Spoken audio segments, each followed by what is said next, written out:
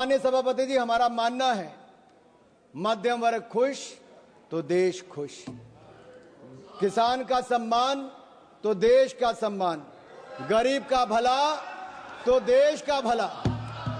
आज हम गर्व के साथ कह सकते हैं मोदी है तो मुमकिन है, और ये मुमकिन करके दिखाया। इसका सबसे बड़ा सबूत ये बजट है, क्योंकि ये सिर्फ एक वार्षिक बजट नहीं, ये विकसित भारत का रोड मैप है और संकल्प से सिद्धि तक ले जाने का रास्ता है। लेकिन माननीय सभापति जी, जैसे ही हम लोग विकसित भारत की बात करते हैं, विपक्ष के पेट में मरोड़ पड़ने शुरू हो जाते हैं। और यही नहीं, ये दर्द थोड़ा इससे भी ज्यादा दिखेगा। जावेद साहब सुनिए, पिछले कल ही नतीजे आए हैं, सुनिए सुनिए। और दिल्ली के चुनाव के नतीजों ने बताया कि दिल्ली वालों ने आपदा मुक्त दिल्ली कर दी है, और ये कह दिया कि केवल नारा नहीं है, दिल्ली के दिल में मोदी है, ये करके दिखाया है। और दिल्ली वालों ने आपदा की लूट की खुली छूट, जो लूट और भ्रष्टाचार चारों ओर फैला था, आज उनको बाहर का रास्ता दिखाया है। दिल्ली में कमल का फूल खिलाया है। महान जनता ने, दिल्ली की महान जनता ने 10 साल के कुशासन और प्रदूषण को बाहर का रास्ता दिखाया। दिल्ली की जनता ने मोदी जी के विकास का मार्ग चुना है।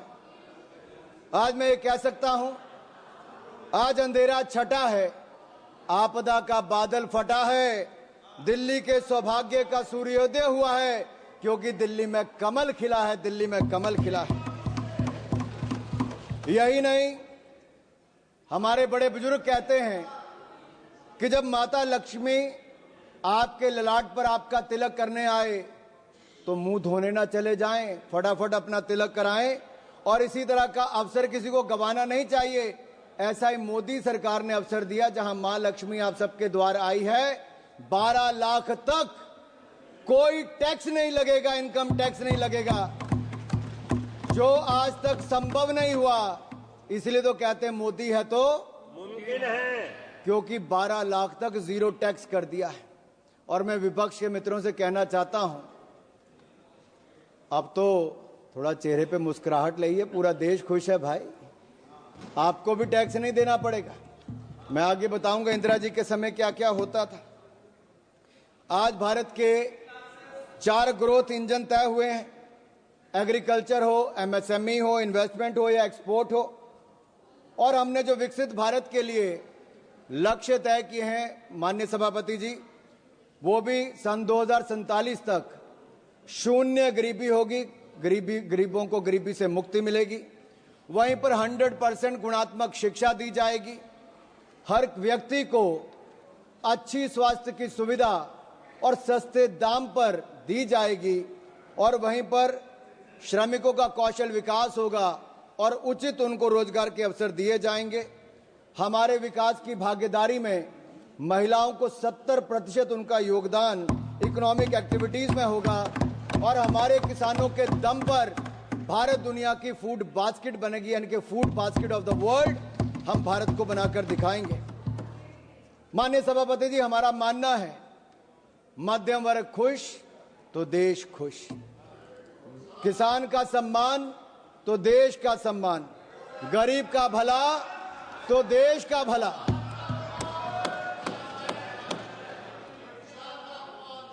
सुनना ही नहीं चाहते सर। सभापति जी, अगर मैंने देश के सम्मान की बात की, गरीब के कल्याण की बात की, मध्यम वर्ग के खुशी की बात की, तो इनको दर्द क्यों हुआ है?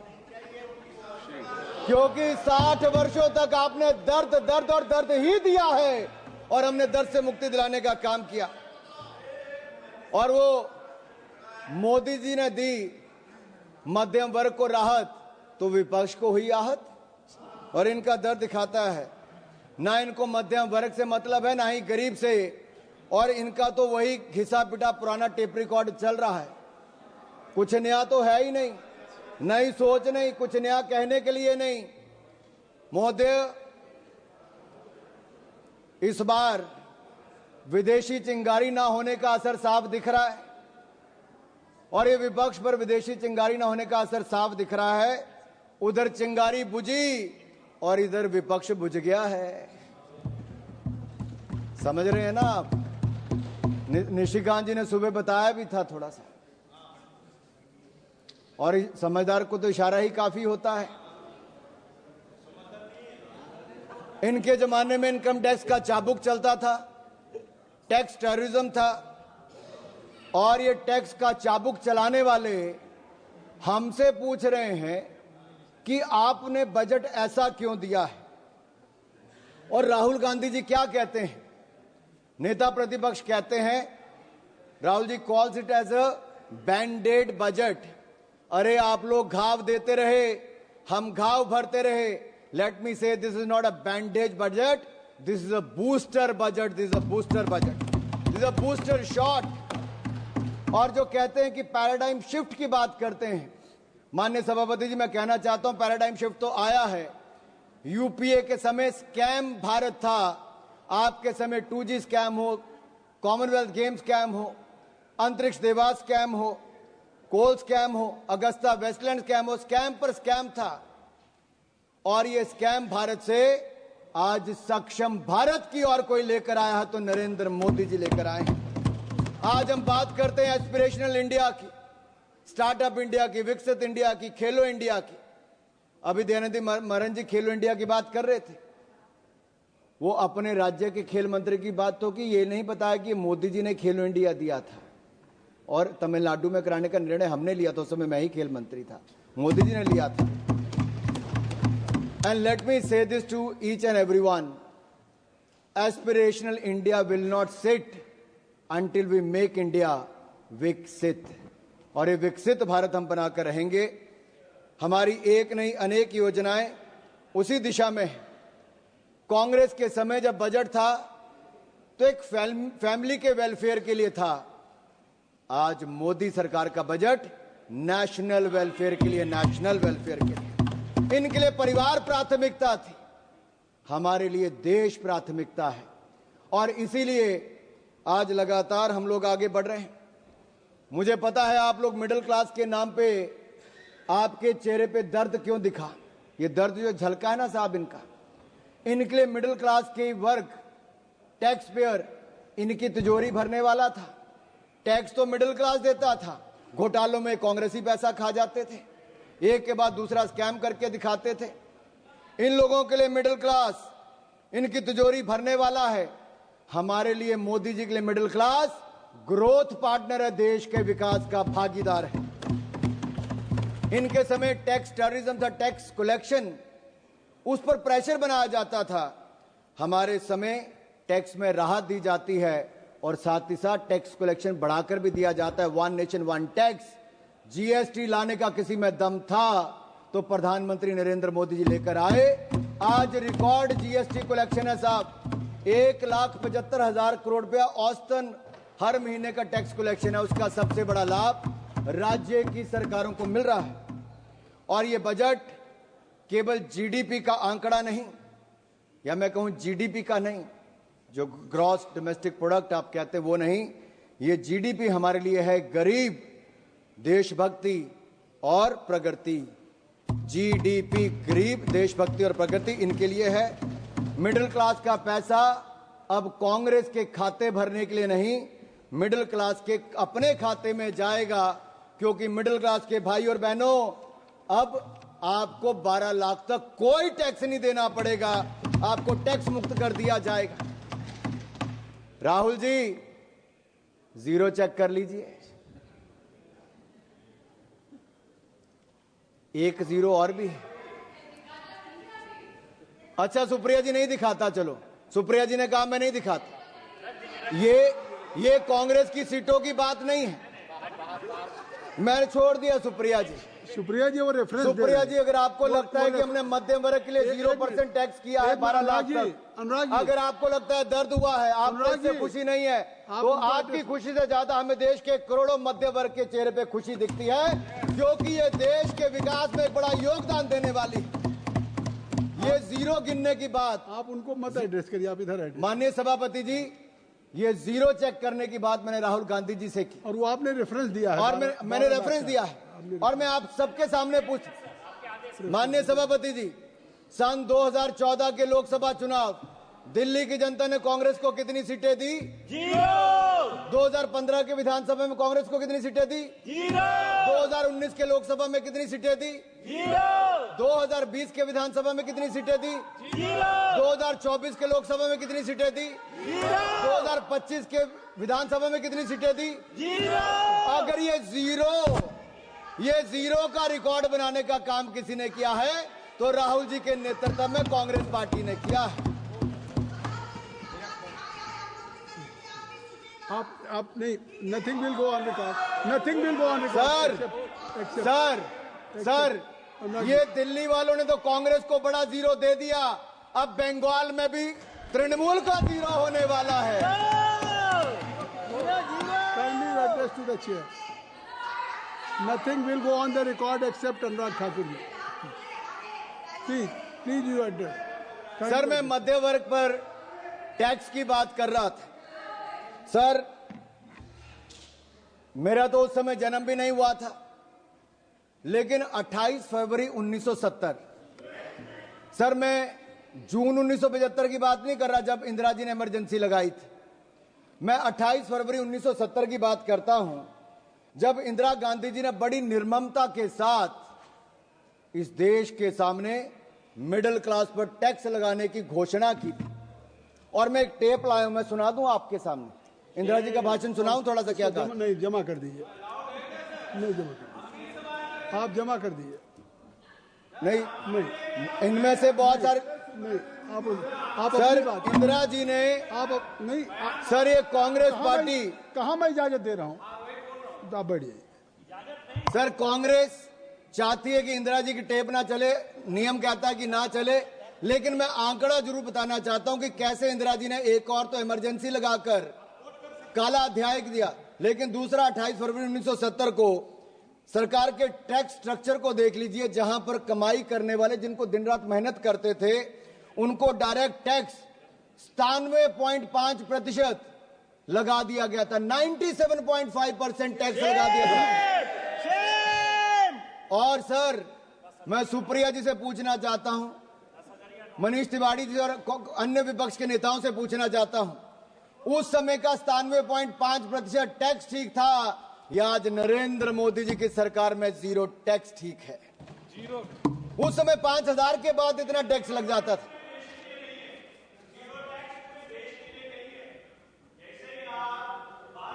रिकॉर्ड में नहीं जा रही, कोई चीज रिकॉर्ड में नहीं जा रही। Nothing will go on record except Anurag Thakur ji speech. Please आप कहिए। माननीय सभापति जी, आप उधर क्यों देखते हैं? माननीय सभापति, आप इधर देखिए। मैं आपको ही कह रहा हूं, माननीय सभापति जी, ये मनीष जी का दर्द बहुत हल्का, क्योंकि इनकी आमदन 12 लाख से ज्यादा हो सकती है, मैं उस पर टिप्पणी नहीं करूंगा, लेकिन जो करोड़ों लोगों की 12 लाख तक की आमदन है, मैं पूरी जिम्मेदारी के साथ कहता हूं 12 लाख तक कोई टैक्स नहीं देना पड़ेगा, जीरो टैक्स है। और मैं याद करा दूं कांग्रेस के अपने मित्रों को, उस समय 5000 की आमदन के बाद 97.5% टैक्स सरचार्ज लगा के कर दिया था। और काला धन अगर किसी के कारण इकट्ठा हुआ, भाई निशिकांत दुबे जी को याद होगा, प्रणब मुखर्जी ने जो अपना व्हाइट पेपर दिया था, उस सब में कहा गया था कि काला धन के पीछे कारण क्या है, तो उस समय की कांग्रेस की नीतियां थी जो काला धन करने के लिए काम करना पड़ता था। यही दिया था कि नहीं दिया? अगर ये सब इनके समय हो, सर हम तो देश के लोगों को ईमानदारी से टैक्स देने की बात कर रहे हैं और देश के टैक्स पेयर का धन्यवाद करते हैं, वो ईमानदारी से टैक्स दे रहे हैं, तो आज जाकर जनता को पक्का मकान भी मिल रहा है, शौचालय भी मिल रहा है, पानी भी मिल रहा है, अनाज भी मिल रहा है। ये मिल रहा है क्योंकि एक ईमानदार सरकार नरेंद्र मोदी जी के नेतृत्व में चल रही है। ये मिडिल क्लास के खाते में सेंधमारी करते थे।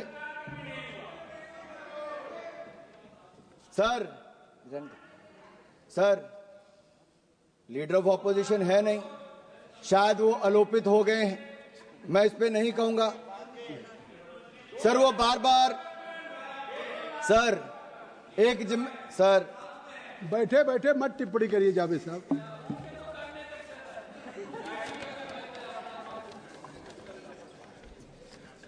सर, मुझे एक दो बातें यहां पे जरूर कहनी है। मैंने मध्यम वर्ग की बात की, लेकिन एक गरीब की बात जरूर करूंगा। सर, एक राजनीतिक दल ऐसा है जिनके पहले प्रधानमंत्री से लेके मोदी जी से पहले के प्रधानमंत्री, यानी कि नेहरू जी से लेके मनमोहन सिंह जी तक, इन सब लोगों ने गरीबी हटाओ का नारा लगाया, गरीबों को छलने का काम किया और गरीबों के लिए गड्ढे खोदने का काम किया। लेकिन एक गरीब मां के बेटे नरेंद्र मोदी जी ने मात्र 10 वर्षों में कर दिखाया जो आप 60 साल में नहीं कर पाए। 4 करोड़ गरीबों को पक्के मकान बनाकर दे दिए और 3 करोड़ पक्के और मकान मंजूर कर दिए। लेकिन इनके किसी सांसद की सदस्यता जाने पर जब मकान खाली करने को कहा जाता है तो इनका दर्द तब झलकता है कि मकान खाली कर दिया, मकान नहीं है। आप सोचो 70 साल तक वो लोग कितने अपने मकान को छोड़ना पड़ता था, और मोदी जी ने तो 25 करोड़ गरीबों को मल्टी डिमेंशनल पॉवर्टी लाइन से बाहर निकाला है। ये अपने आप में दुनिया कहती है कि क्या शानदार काम Narendra Modi. But sir, the people who have a habit to go overseas and speak in universities like Oxford, Cambridge, and they say poverty is a state of mind, तो इनके माइंड दिखते हैं, इनकी सोच दिखती क्या है।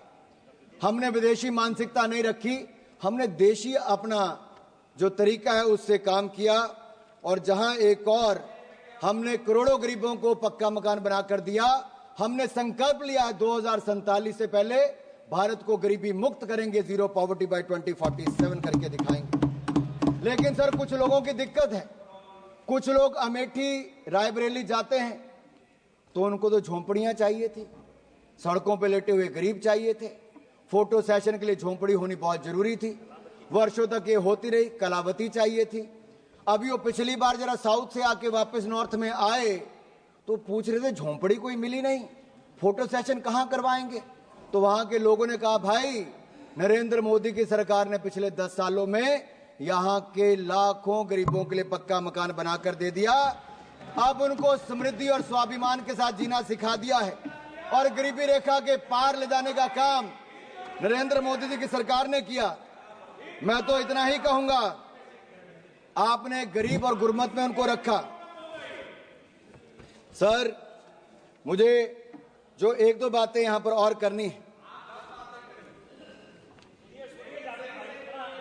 मैं इतना ही कहूंगा सभापति जी, विपक्ष की बातों में सच का अभाव है, क्योंकि झूठ बोलना तो इनका स्वभाव है।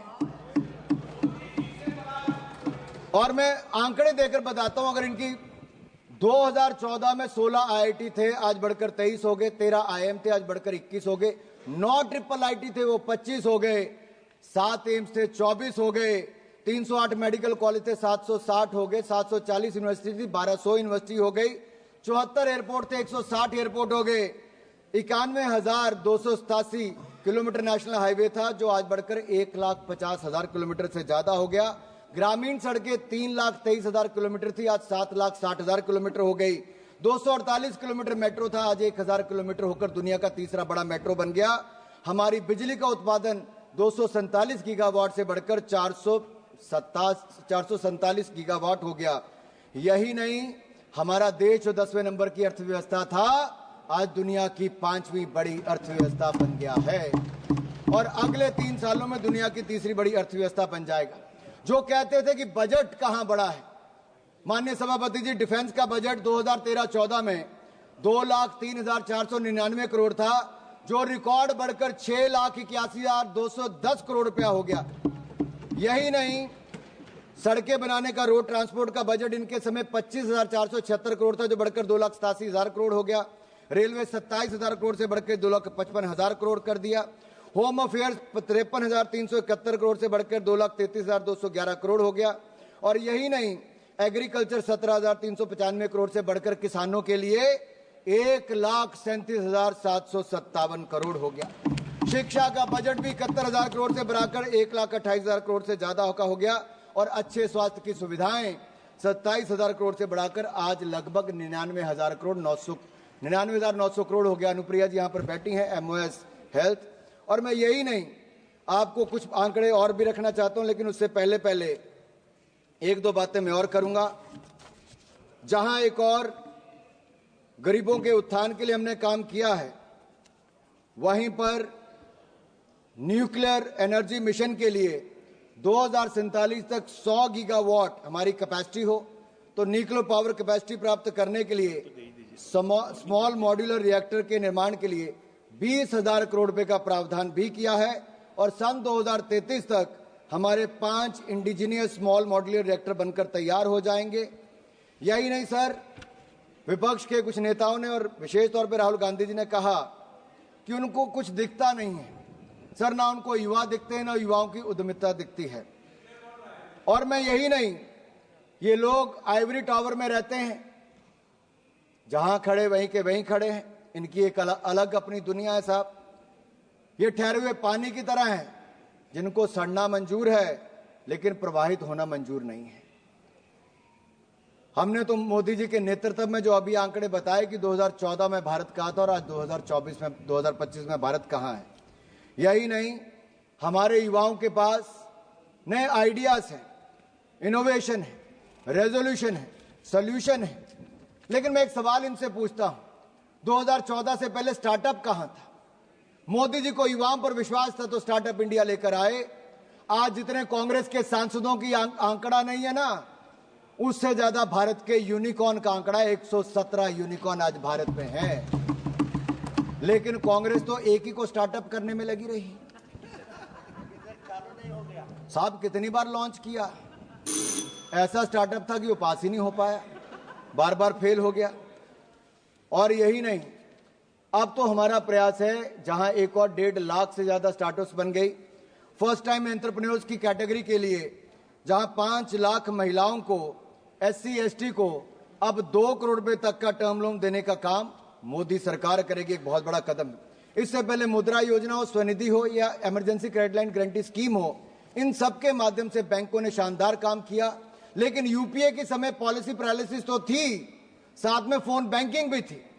क्योंकि मनीष ने अभी कहा कि पॉलिसी पैरालिसिस इनके समय था, फोन बैंकिंग भी थी। 12 में से 11 बैंक घाटे में थे, पीसीए फ्रेमवर्क में थे। हम 4R लेकर आए और हमने बैंकों को सुधार किया। आज 12 के 12 बैंक मुनाफे में हैं। अकेला एसबीआई 66,000 करोड़ रुपए का मुनाफा कमा रहा है सर, 66,000 करोड़ का। यही नहीं सर, अगर आप देखिए, हम सर, मुझे 4-5 मिनट में खत्म कर दूंगा sir. If today we have to say, we can say Congress is anti business, anti entrepreneur and anti youth party. Sir, मैं एक आपके माध्यम से देश समाज के सामने, संसद सदन के सामने एक बात रखना चाहता हूं। एआई की बात की गई। क्या एआई केवल आर्टिफिशियल इंटेलिजेंस की बात है? मोदी ने कहा हम तो एस्पिरेशनल इंडिया को आर्टिफिशियल इंटेलिजेंस के साथ जोड़कर देख रहे हैं। लेकिन एआई एक एंटी इंडिया सोच के लिए भी है। सर, वो लोग जो सेंसेक्स के गिरने पर सेलिब्रेट करते हैं, झूमते हैं, जो फाइनेंशियल इंस्टीट्यूशन को डैमेज करने के लिए लगातार प्रयासरत रहते हैं, जो भारत के नुकसान करने की बार बार कोशिशें करते हैं, जो भारत को बदनाम करने का प्रयास करते हैं, क्या आपको लगता है देश के लोग कभी उनके साथ खड़े होंगे? ये एआई जो है ना, एंटी इंडिया वाले, इनके साथ कभी कोई खड़ा नहीं होगा। और सर, एक गठबंधन भी बड़ा था। वो कहते हैं ना, 7 फेरे भी लेने हो तो सत्यता, समर्पण और प्रेम ना हो तो वो 7 जन्म का साथ भी नहीं चलता, 7 महीने भी नहीं चलता। और यही इंडी गठबंधन के साथ वो आज तार तार होता नजर आ रहा है। आज छोटे छोटे दल भी कांग्रेस को कहते हैं कि इनका नेतृत्व हमें नहीं चाहिए। यही नहीं सर, लीडर ऑफ ऑपोजिशन के लिए, नेता प्रतिपक्ष के लिए मैंने पहले भी कहा था कि नेता प्रतिपक्ष का पद जिम्मेदारी और ईमानदारी का है। लेकिन इनसे जिम्मेदारी और ईमानदारी की उम्मीद करना वैसा ही है जैसे किसी बिल्ली को दूध की रखवाली करने के लिए बोल दो सर। और यही नहीं सर, हमने सेमीकंडक्टर को लेकर आए, बड़ी बड़ी हजारों करोड़ की इन्वेस्टमेंट आई। एस्पिरेशनल इंडिया को, आर्टिफिशियल इंटेलिजेंस को भी आगे लेकर आएंगे। सर, मैं 2 मिनट में बस खत्म कर रहा हूं। आर्टिफिशियल इंटेलिजेंस का इस्तेमाल मोदी जी भारत के सशक्तिकरण के लिए करना चाहते हैं, लेकिन विपक्ष के एक नेता इसको विभक्तिकरण के लिए करना चाहते, क्योंकि वो एआई का उपयोग कास्ट सेंसस के लिए करना चाहते हैं, जो आज भी जात पात से बाहर ना आना चाहते हो। अभी एक सांसद ने भाषण दिया, उन्होंने केवल एक क्षेत्र की बात करके छोड़ दी। सर, आज भी क्षेत्रवाद जातवाद के नाम पर अगर विपक्ष देश को बांटने का प्रयास करेगा, और कांग्रेस के एक सांसद ने पिछले सत्र में भी, पिछले जो हमारा सदन था उसमें भी कहा था कि दक्षिण भारत के लिए कर दीजिए, वहां की जनता ने भी उसको वापस चुनकर नहीं भेजा, क्योंकि देश एक रहना जानता है और मोदी जी के नेतृत्व में एक रह के आगे बढ़ना चाहता है। मैं राहुल गांधी जी ने कहा कि देश के फिस्कल डेफिसिट की बात की। मैं ये कहूंगा राहुल जी, आप फिस्कल डेफिसिट से ज्यादा अपने पॉलिटिकल डेफिसिट की चिंता कीजिए। फिस्कल डेफिसिट की चिंता मोदी जी कर लेंगे, दूसरे का मुझे पता नहीं।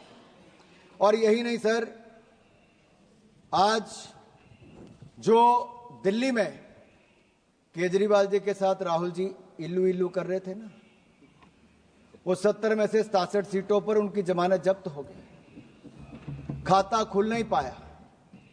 और मैंने पहले भी कहा था, डबल डेटिंग करने वालों का हाल वो आज यहां पे नजर आ गया है। और राहुल गांधी जी के आइडियाज और विपक्ष के आइडिया को विपक्ष ने कृपया समाप्त, देश ने माना नहीं। सर, ये आखिरी 2 लाइनें कह के मैं खत्म कर रहा हूं। सर क्योंकि मैं इतना ही कहूंगा, उन्होंने आंकड़े दिए हैं ना, आज देश और दुनिया में सर एक बहुत बड़ा आयोजन चल रहा है, वो है दिव्य और भव्य महाकुंभ का। भक्ति, अध्यात्म और सामाजिक समरसता से ओत प्रोत भारत का दर्शन करने का इससे अवसर मिलता है। सर, मुझे भी परसों जाने का अवसर मिला, मैंने भी कुंभ में स्नान किया। मैं इस अलौकिक आनंद का वर्णन नहीं कर सकता। वैसे वहां के माहौल के बारे में एक बात जरूर मैं कर सकता हूं कि जात पात पूछे नहीं कोई, हरि को भजे सो हरि के होई। धन्यवाद। कहने के लिए सर, प्रयागराज में कुछ लोग कहते हैं कि उनके पुरखों ने, जैसे मान लीजिए जवाहरलाल नेहरू जी ने कुंभ में स्नान किया था, लेकिन आज की पीढ़ी जाने के लिए तैयार नहीं है। हालांकि जाते तो अवसर मिल जाता स्नान करने का भी, भारत के दर्शन करने का भी, दादाजी की समाधि पे फूल चढ़ाने का भी। और यही नहीं, हाँ हो सकता है सर अंकल सोरोस और अंकल सैम ने मना किया हो, कृपया समाप्त और फतवा जारी कर दिया हो कि ना कोई रामलला के दर्शन करने जाएगा, ना कोई कुंभ स्नान करने जाएगा। सर, ये वही है जो दिल्ली के चुनाव में जिनके, कृपया समाप्त करें। Sir, don't cut my time sir. कृपया समाप्त करें, कृपया समाप्त कर दिए। सर मैं बजट समाप्त कर दें। सर, मैं समाप्ति कर रहा हूं। सर, मैं इतना ही कहूंगा, काफी बात आपकी। सर ये लास्ट लाइन कह के कर रहा हूं कि जहां हम भारत की क्षमताओं को बढ़ाने का काम कर रहे हैं, वहीं पर जब हमने बिहार के बारे में बात की कि मखाना बोर्ड वहां पे बनाएंगे, तो जो लोग वहां जाके दूसरों के साथ मटन बनाने का काम करते थे, मखाना बोर्ड पर उनके चेहरे मुरझा गए। ऐसा क्यों है सर? सर, ग्रीनफील्ड एयरपोर्ट की बात हमने बिहार के लिए, तो उसका विरोध करना शुरू कर दिया। कोसी कैनाल प्रोजेक्ट की बात की, national institute of food technology की बात की, तो उस पर भी सर मैं ये कहूंगा कि मोदी सरकार का ये बजट जो है वो विकसित भारत बनाने के लिए है, वो उसी दिशा में आगे बढ़कर है। और पूरे देश ने मोदी जी के इस बजट का स्वागत किया है। आपने मुझे बोलने